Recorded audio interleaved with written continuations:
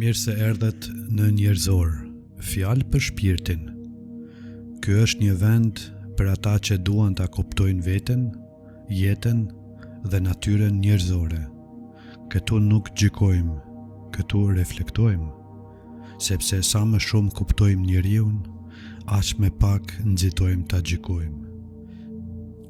Pra t'ja fillojmë. Pyetja ime e parë është: kush je ti?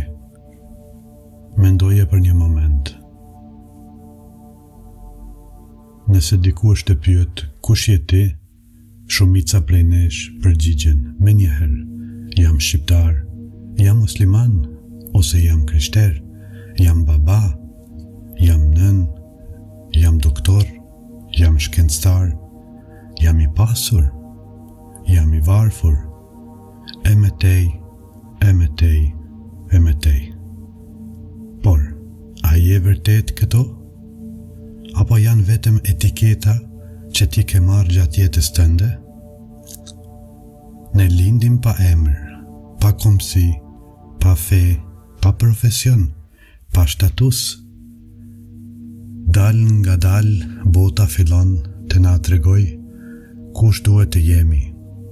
Pra familja, shoqëria, shkolla, feja, kultura, dhe me pak, e fillojmë t'i besojmë këtyre etiketave, ato bëhen identiteti ynë. Pastaj ndodh diçka interesante, kur dikush kritikon bindjet tona, ne ndihemi të sulmuar. Kur dikush kritikon fen ton, kombin, apo partin, ose ekipin ton, shpesh reagojmë sikur na ka sulmuar neve.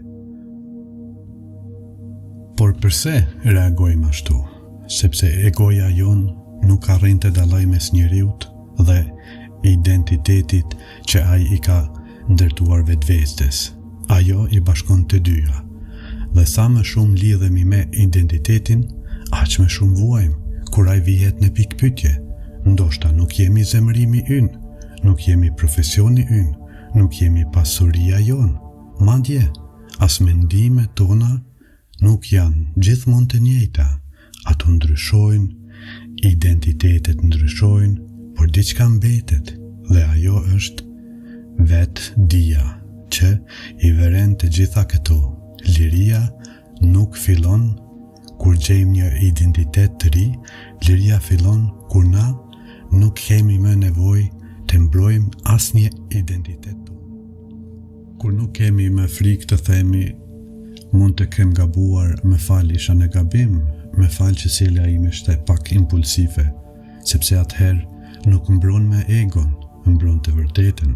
Në fund, pra, pyetja nuk është kush je ti, pyetja është sa nga ajo që mendon se je e ke zgjedhur vetë, dhe ndoshta aty fillon njohja e vetes. Pra njeriu gjatë jetës së tij krijon disa identitete dhe me ato identifikohet, dhe kur një tjetër e vën në pyetje egon apo pra identiteti, ai menjëherë e ndjen veten të sulmuar, sepse mendon se ai po sulmohet, por në të vërtetë nuk sulmohet ai, por identiteti i tij që s'ka gjë të bëjë me të.